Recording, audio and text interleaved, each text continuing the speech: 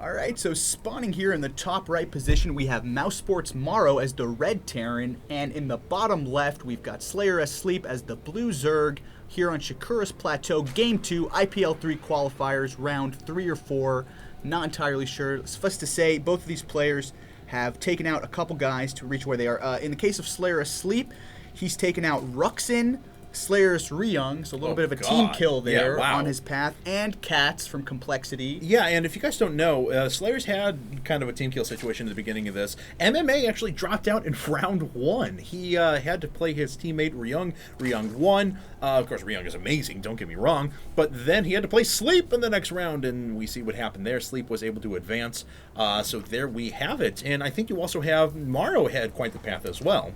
Yeah, Morrow took down Slayer's Kuma, Show, and Vibe, and that's a very, very tough path to make it here. And yeah, a very varied group of people as well, multiple different races, one from each server as well. Show, of course, no slouch, showed it to us at MLG this past weekend. I've always really appreciated Show's decision making. So let's actually take a look here. Yep, there it is. Morrow actually dropping down barracks on the low ground, and we're going to see a second barracks right here. And as soon as he builds that, he's going to rush with some units and try and do that triple bunker rush. But looks like Sleep is going to make his way over and may get a read on this. Yeah, it's always an interesting situation when you're you run into your teammate in a tournament setting because you practice with this person. They're you talk strategy with them. Right. So they know your builds, they know your mindset. So metagame actually goes to a whole new level in those matchups. I always find it very interesting to watch teammates duke it out in a tournament setting. And yeah, Show, as you were saying, did very well at this previous MLG. That was a very nice showing. So good, pun intended. Good showing from Show, I know. So yeah, I think you're absolutely right here. We got the 2 barracks opening. He's going to send those Marines out there, directly rallied into Zerg, who's actually going for a quick hatch as well. So this could do a lot of damage. Yeah, Sleep is not deterred at all, though. He's putting up that spawning pool pretty quickly, as he needs to get some units out to go ahead and defend against this rush. Already Morrow sending out 2 SCVs. He's got a Marine trailing behind. That Marine going to hoof it across the map. Is quite a bit slower than those SCVs, though, which I always find hysterical. But of course, their little jetpack's going to get them across there as fast as possible.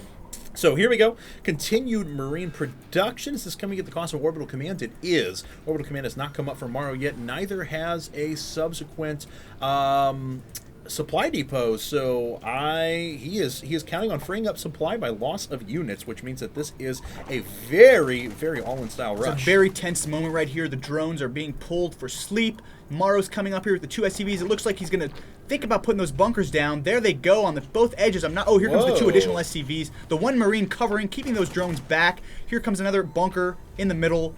Yeah, this positioning is no good, though. He actually built this one way over to the left, which means that he's not going to be able to get these 3 bunkers down, and that is the critical component, because then he can hold off behind a wall and let these Marines range all of the melee units from the back. Morrow is still doing a little bit of damage, nice do not get me wrong, but let's see. I don't think that this is a full wall still. I actually think it is, because he can't. Now he has to cancel it again. I think he just misplaced the middle bunker.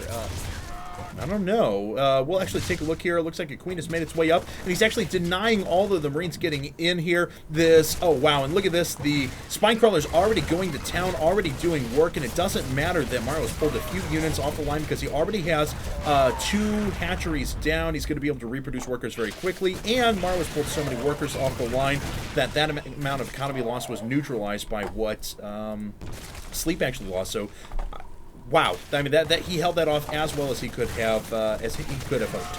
Yeah, that was very nice from Sleep. He scouted the 2 barracks, and he still took a very early hatchery when his spawning pool was about 20% done. He's like, oh, seen this before, not a problem. Pulls just the right amount of drones, catches those Marines, denies the building placement, and holds off the 2 racks.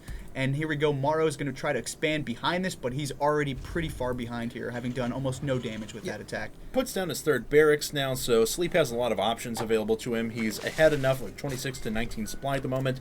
Then he's up by a couple of workers, and more importantly, he has that next base down as well. So he sees the 3 barracks wall up. He has a couple of options available to him, though. He can decide to just mass units and go after some sort of a big bust. He can decide to just throw down a 3rd hatch as quick as as possible and just destroy Morrow in the macro game, he really has a lot of possibilities available to him, and he even saves the Overlord that scouted out the expansion down here at the natural. So Sleep in a great position. Well, you play Terran, right, Cats? I do. What would you find yourself doing here after your bunker rush didn't really succeed? Pray.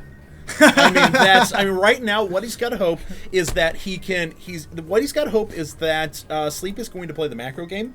And as bad as a possibility as that sounds because of how far he's behind at the moment, he's got to hope that he can get up to factory tech, drop a siege tank here on the high ground or something like that so we can defend off a pretty good number of Zergling Baneling forces, and then just counter a huge defensive push and then move out after that, because right now things are looking pretty bleak, and it actually looks up like Morrow may be deciding to go to a very, very strong Marine push. He still has not gotten any gas. I'm a little shocked at this.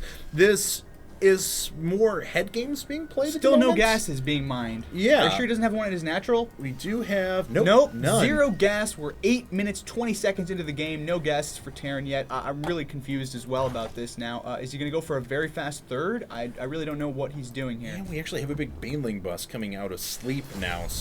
And that bus is not even going to need to be utilized because Morrow has gone ahead and pulled all of his units to the side. Yeah, so he's trying to play head games right now. He thinks that Sleep is expecting him to play the macro game, and that Sleep is going to play the macro game himself, but that is absolutely not the case. Morrow's going to move out with a huge number of Marines. Unfortunately, those are going to get cut off by the Zerglings. Morrow, he's going to try and move up in a second, and we're probably going to have the Zerglings pull back right here and morph into some Banelings, or something along those lines. It looks like they'll get back on creep first, but that point is still going to hold. We already have 4 Banelings coming up inside of the natural, and if those are able to engage those Marines... Oh, he's bringing all his SCVs! Oh, God. Here we go! By bit! Here come the Banelings, though. They're on creep. Not getting the best bursts yet, but that was the money burst. Good and night. That's a GG. Wow.